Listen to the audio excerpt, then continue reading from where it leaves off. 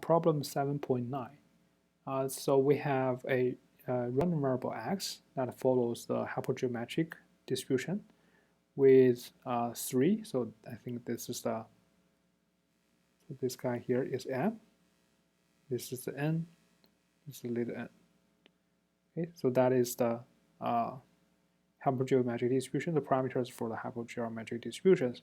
And the question is to find the distribution of y, which is equal to the number of success minus the number of failure.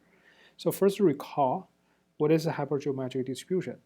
So we said, suppose we have a set of n elements. So here n equals to 6, right here. So we have a set of 6 elements, and among them, 3. If we happen to choose 3, particular 3 of them, it is considered a success. Otherwise, it is considered as a failure. All right. So here m equals 3, so that means 3 of them. If you choose 3 of them, it becomes a success. Otherwise, it becomes a failure.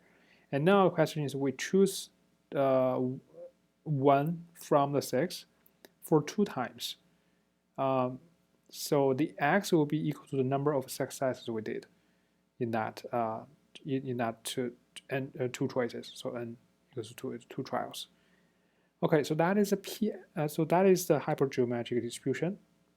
The general PMF of a hypergeometric distribution for these 3 parameters are just this. Okay, so just to recall what you learned before. So the idea is that among the 3 you chose, sorry, it should be 6 here. So among the 6 you chose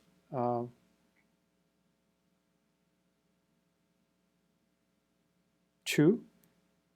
So among 6 you chose 2, and the x here tells you the number of successes. So if you had x successes, that means you chose x from the 3, and the others from the failure ones, which are other 3. Okay, so that's x is the number of successes. So 3 choose x, and 3 choose 2 minus x. So this is the number of ways to choose one of those 3 that are considered as successes. And this means that you choose the others that you chose or considered failures, or chosen from those 3 that were considered as failures, right? So that's the hypergeometric distribution. So now you know that the question asked for the number of successes minus number of failures. So here, this is actually our x, and this guy here, because except for other than those successes, we will have all the failures, right? So here should be n minus x. So that is what the question asked for. The y should be equal to the number of successes minus the number of failures. So, but combining the two, you can see that's just 2x minus n. The n is 2 here.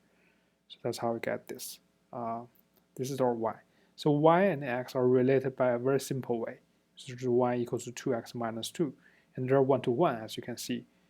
And then, so because of this relation, we can just get that x equals to half y plus 1, right? Just to solve for x from here.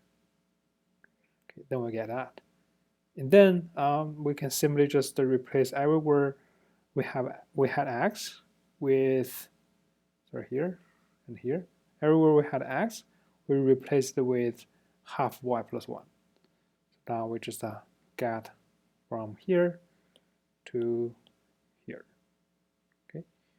Again, this should be 6 here. Okay. By the way, I forgot to mention that what are the values? What are the possible values of x? So x is the number of successes, and you did 2 trials. So you can either get a 0, no success, or get a 1 success, or get both of them as success. So the x can take any value between 0 and 1 and 2.